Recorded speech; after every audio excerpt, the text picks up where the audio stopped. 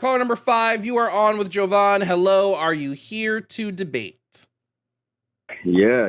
Hi, how are you? Chillin'. Can I get your name, age, and pronouns, please? My name is Easton. I am 21 and I'm a man. Okay, so what are your pronouns? The regular ones. I don't know what that. He. There you go. Him and his. Right. And how what? you do that?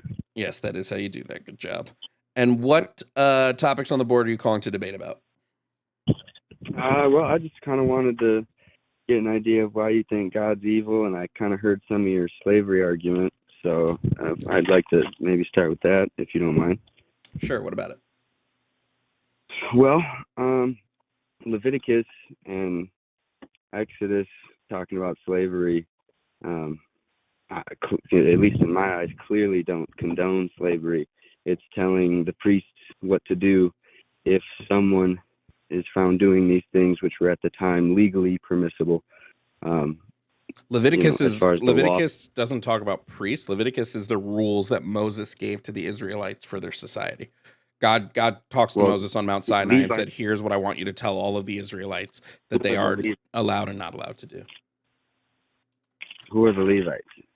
The Israelites? The word Leviticus is pertaining to the Levites.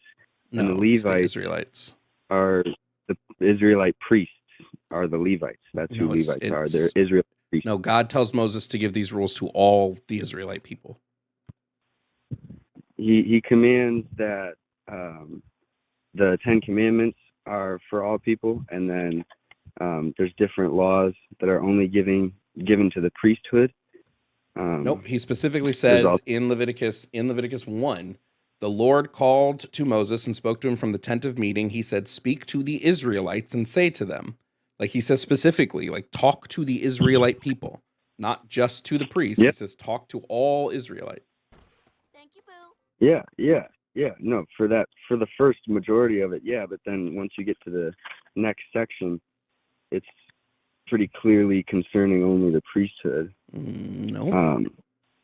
Can you tell me specifically which verse you're talking about? The priests were the ones that would enforce the regulations that God bestowed to the people, the Levites. Can you tell me what? Levites were the ones. Can you tell me what verse you're specifically quoting? I'd have to grab my Bible. Let me go grab that really quick. I believe it's Leviticus 8 is when it starts talking to priests. Yeah, but in Leviticus 25, the Lord literally says to talk to the Israelites. And Leviticus 25 is where we get that they may own slaves. He doesn't say talk to the priests. He says talk to the Israelite people. And then he says you may own slaves, which is marking slavery as a morally permissible action under the Lord. Let's see. Where's the 25 verse? It's Leviticus 25, verse 1. Yeah. In Leviticus 25 is the Lord said to Moses at Mount Sinai, speak to the Israelites and say to them. And then he never in the rest of Leviticus 25, he never talks to anybody else. It's just speaking to the Israelite people. Okay. And then which verse again is 44 to 46. He tells them they may own slaves. Your male and female slaves are to come from the nations around you. From them you may buy slaves. You may also buy some of the temporary residents living among you and members of their clans born in your country, and they will become your property. You can bequeath them to your children as inherited property and can make them slaves for life. Yeah, I mean, this was completely acceptable amongst every society that existed back then. I mean, and this is actually a little bit more kind about it because it tells you not to rule over them ruthlessly, and it says only to get them if they're sold to you by... Nope. It only says you are not to rule over your Israelites ruthlessly. It says specifically, they are the only ones who you need to be kind to. And it's really only talking about male Israelites. Female Israelites don't get that same benefit of the doubt.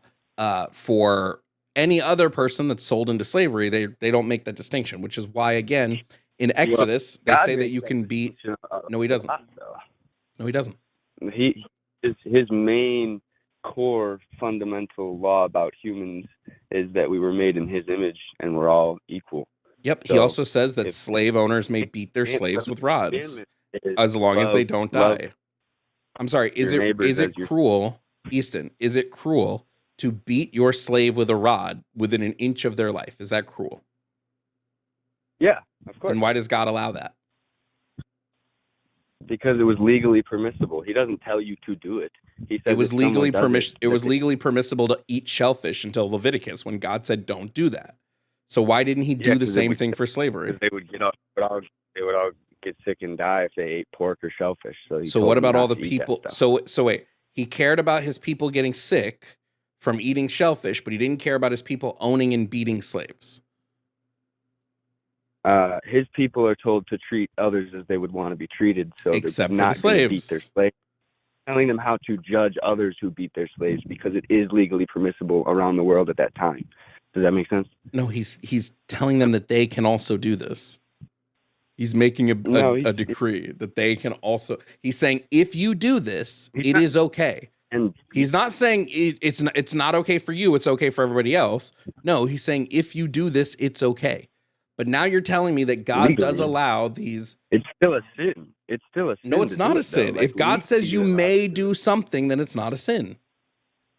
no, but it's labeled as a sin. If No, it isn't. If so, the Ten Commandments. If you don't follow those, you're sinning, right? Separation from God's law is sin. Correct. In some instances, yes. But God also commands people to break the Ten Commandments all the time. Right. God tells people to break the 10 Commandments all the time.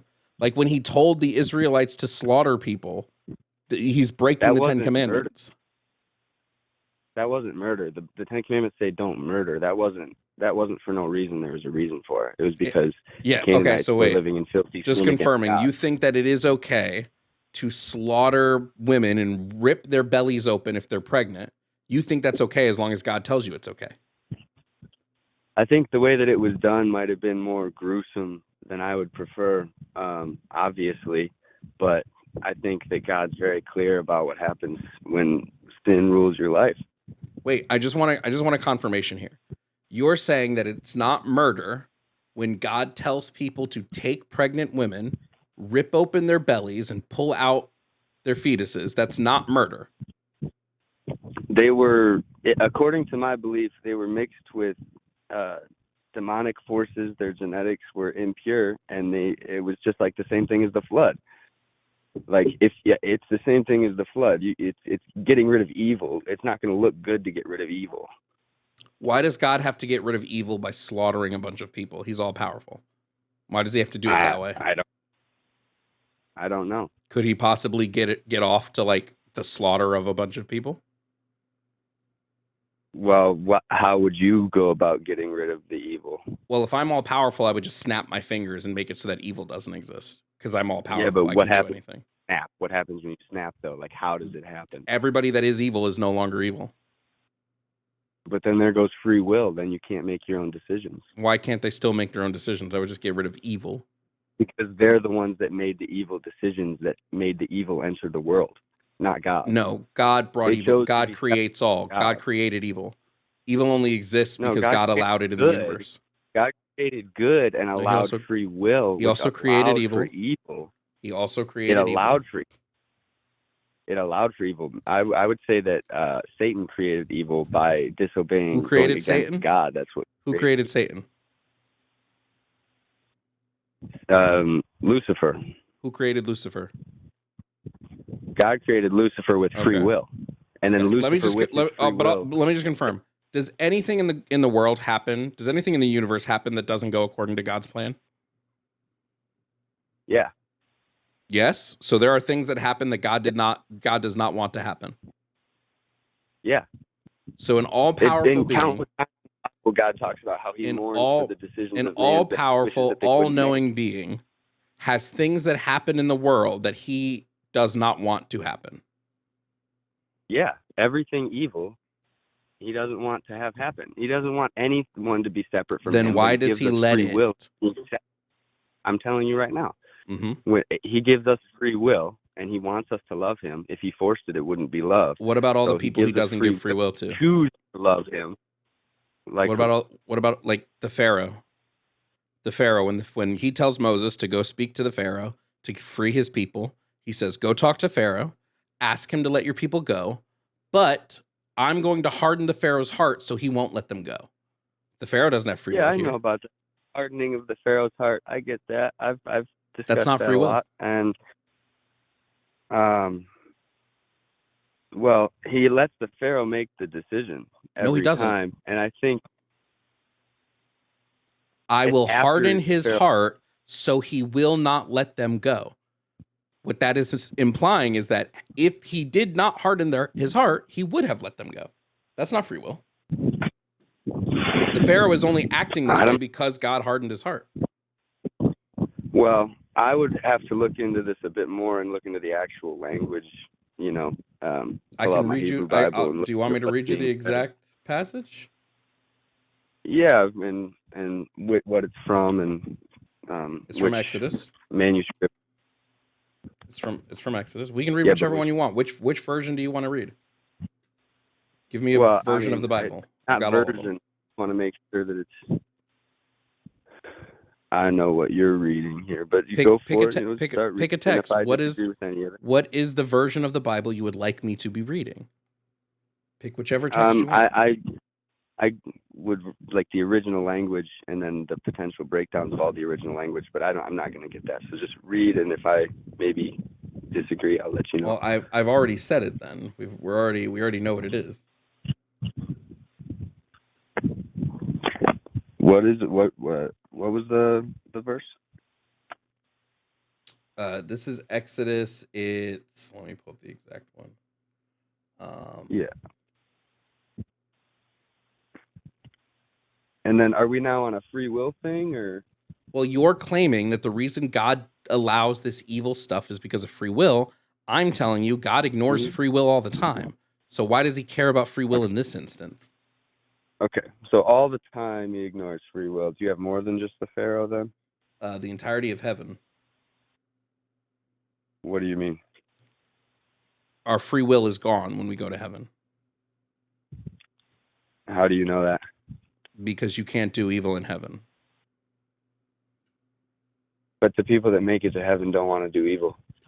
It doesn't matter if they want to or not. They wouldn't have the ability to. Evil can't even enter the kingdom of heaven. They don't have the ability to do anything. We're not even talking about evil. Yeah. They don't have the ability to do anything that would cause another person in heaven to even feel sad. They don't have the ability. Yeah. No. That's awesome too. And you know why? Is because so they don't have free will. That make it to heaven have evil in their hearts. So they don't have free will. Doing evil anything. Otherwise they wouldn't have been able to enter heaven. So they don't have free will. Yeah. No, but that also is you their can free absolutely will. enter heaven with evil in your heart as long as you like there's no like that you do not if there's an action that you cannot do, physically cannot do, then there is no free will. That's not free will. There's an action that they physically can never do. I think you can't. No, you can't. I would say you can. No, because evil can't enter heaven. You can't. Suffering. You can't get into suffering heaven. Can't enter heaven. There is zero suffering in heaven. Wait. Listen to me, Easton. There is zero suffering in heaven, period. Like you can't, heaven is a place devoid of all suffering. Do you agree? I agree. Okay. Let's say you have a memory and that memory is a sad memory. Okay. Now, sure. If I think back on that memory, I would get sad. Sad is a version of suffering, is it not? Not if you're in heaven, you wouldn't get sad because the memory wouldn't be sad. How would the memory not be sad if it's tied to a sad thing? Because you have a different worldview. So you're not yourself anymore. It's supposed to be viewed with peace and joy, even if it's hard. So you're not yourself anymore? What do you mean? if I'm sad about if my entire life I think back on this memory and it makes me sad. Now all of a sudden, because I've died and went to heaven, now when I think about this thing, I don't get sad. So who am I? I'm not me, because It's not me because is you always died sad and about went to this. because of what you did on earth that it wouldn't make you sad. It's not because of How does that heaven. make any sense? Okay, let me try to explain it. So for me, thinking about my grandmother who died, and when it happened, it made me sad, and I miss her. But it's a good feeling to have loved her enough to miss her.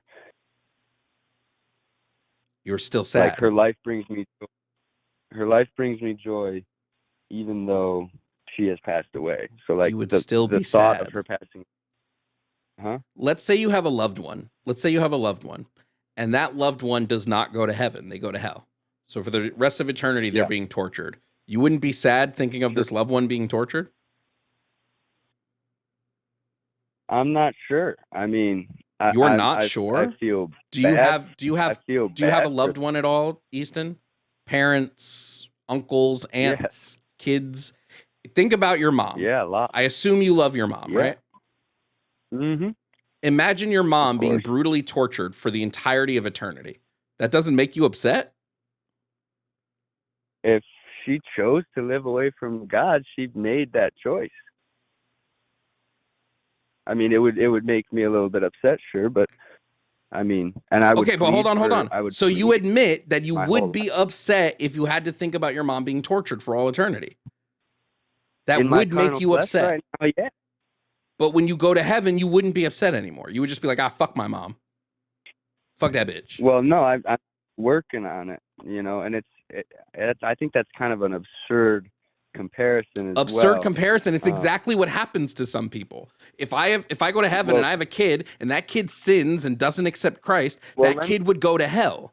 And then I, as a parent, would have to imagine my kid being burned by fire for all eternity.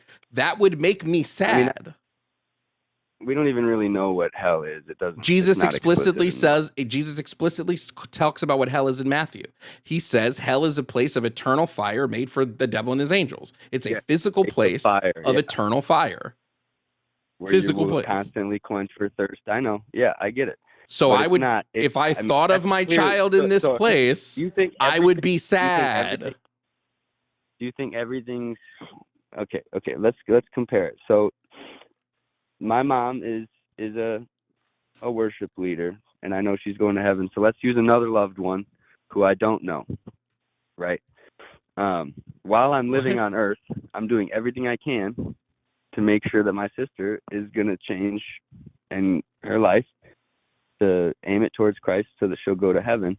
And if she didn't make that decision and she died before me and I knew she was in hell, I mean, I would mourn for a little while for sure, but there's joy in knowing that it's more than me, and it's more than these flesh suits. It's more than, Yes, your response here was fuck that bitch. She should have fucking done. You're saying that it's okay that she gets eternally punished for all of eternity, that you are fine with this. It won't upset you. You won't care because you're now with God. You cared about her when you were alive, but now that you're dead, fuck that bitch. No. I think that it's a complicated topic because heaven's obviously very complex. I don't think heaven is that complex. I think what happens when you go to heaven is God wipes your memory. He forces you to be a worship slave for all eternity, and whoever you are on earth disappears because it doesn't make sense any other way. If there can be no suffering in heaven, it means you can't ever do an action that would lead another person to suffer. So like there's no dating in heaven. Clearly, if I go to heaven single, I'm staying single, because if you date someone and you break up with them and you make them sad, that is suffering. So that can never happen. Well, the only way to get to, so no evil can enter heaven, right? No suffering can enter heaven. Heaven is devoid of suffering. No evil, nothing that's separate from God can enter heaven. Yep. That's the requirement for heaven. So anyone who gets into heaven will have no evil in their heart. So their free will being expressed, it would, like, they don't even need. It's not just about evil. It's not just about evil. People can make each other sad via no evil action, but there is no suffering in heaven. Sadness is a form of suffering. So you can't even get sad in heaven. I don't necessarily think that sadness is absolutely a form of suffering. Sadness is absolutely a form of suffering. Like, there's no way around that. To claim sadness is not a form of suffering, it would just be like completely dishonest. I mean, there's a lot to be gleaned from being sad. I don't think it is still, you still suffer when you are sad. It is a negative. Sadness is a negative emotion. According to you. I mean, a good cry, what feels better than that? I'm not saying that it can't be cathartic. It's still a negative emotion. Well, who labeled it that?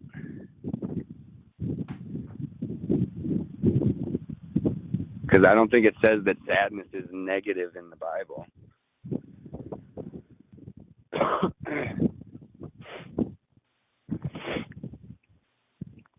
I'm sure that's pretty outlandish to hear, but I'm a pretty positive guy.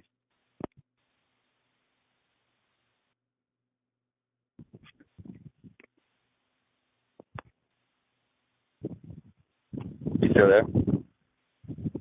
I don't know what I don't know how to respond to someone telling me sadness is not a form of suffering. I genuinely don't. It is so intellectually dishonest that I don't know how to respond to it. Why is that? I mean, if I'm wrong, I'd love to change. I'd love to, fix my views. I'm only 21, so I know I have a lot wrong. Do you like being sad? I don't know. I haven't been sad in a long time. You're 21 and you don't know if you like being sad. Yeah, I don't know. Emotions are a very complex thing. It's a bunch of stuff getting squirted out of your brain, and it's like it's an instinctual flesh suit reaction to something that's happening around me. I don't know. Do you think emotions only exist in our physical form? I don't, because God shows emotion, but he also has a physical form and a non-physical form. But both are shown to have emotion, so I don't think it's purely physical. Do you have a brain? Do you have a brain in heaven? Like, do you have a brain? I don't know, actually. I would say no. So then I guess you can't experience emotions in heaven because you don't have a brain. Emotions directly come from the brain. Well, yeah, I'm not sure. I haven't really looked into the afterlife an absurd amount. I'm not sure what I'm bringing with me. I'm guessing everything that's flesh is staying in the ground when I get buried and eaten by worms. But so then we're all drones in heaven. There's no brain for our emotions to be tied from. Well, God has emotion. God is also an all supreme powerful being. So yeah, it makes sense he could have emotions outside of. No, we're made in his image. We're all three persons. We have a human body. We have a spirit. I mean. Okay. I feel like it's pretty obvious that we're more than just our bodies. Okay, well, I'm gonna move on now. No, it's okay. I don't know how to have a conversation with someone who says being sad is not sadness is not suffering. Truly don't know how to engage with that one. Hey, thank you all for watching this video. If you don't know me, I'm Jovan Bradley. I'm a leftist content creator who does debates, political commentary, gaming, and more. If this is your first video, thanks for sticking to the end, and I hope you subscribe. I post videos daily, and there are hundreds of past debates on my page for you to enjoy. Thank you to all of my YouTube members. Your continued support helps me create as much as I can. Consider joining. A membership starts at $2.99 and gets you access to our community Discord, early access to videos, and more.